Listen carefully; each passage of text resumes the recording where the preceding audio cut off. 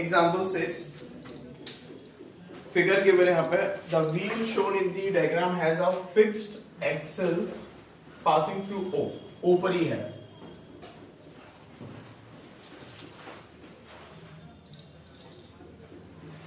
O O dash B A force लग रही है F1.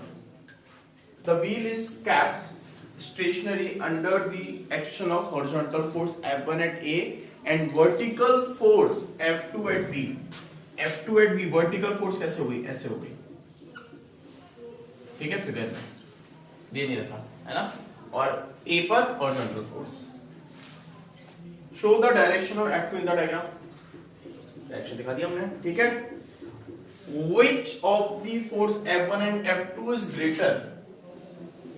कौन सी फोर्स ज्यादा होगी? देखिए, जिस फोर्स की डिस्टेंस कम होगी वो फोर्स ज्यादा होगी. अब F2 की फोर्स पाइवोटेड पॉइंट से ये है और F2 के लिए देखिए ये परपेंडिकुलर डिस्टेंस हो गई. This is the line of action. तो ये हो गई, ये हो गई, मतलब sorry, this is the line of action. This is, देखिए फोर्स है तो फोर्स की लाइन ऑफ एक्शन हो गई, तो उसकी परपेंडिकुलर डिस्टेंस हो गई ये. देखिए इस केस में परपेंडिकुलर डिस्टेंस कितना है? रेडियस. और इस केस में परपेंडिकुलर डिस्टेंस रेडियस से कैसा है? लेस. रेडियस से कैसा है? लेस. तो कौन किसके लिए डिस्टेंस कम है? सर F2 के लिए. तो F2 ग्रेटर हो गई. तो F2 is greater than F1. Reason R2 is less than R1. समझ में आ गया? क्लियर है? सेकेंड इज, अब यहां पर डिस्टेंस दे रखा है आपको AO.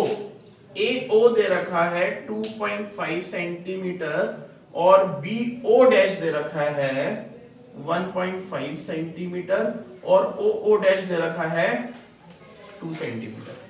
और आपसे क्या पूछा है? Ratio between the force F1 and F2.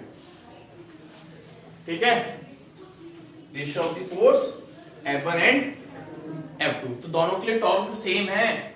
दोनों के लिए टॉर्क सेम है. ठीक है, तो क्या होगा? F1 के लिए क्या डिस्टेंस लेंगे? F1 के लिए डिस्टेंस क्या लेंगे? AO. और F2 के लिए डिस्टेंस क्या लेंगे? OO dash. तो यहां पे जो BO डैश दे रखा है ना, वो आपको कंफ्यूज करने के लिए दे रखा है.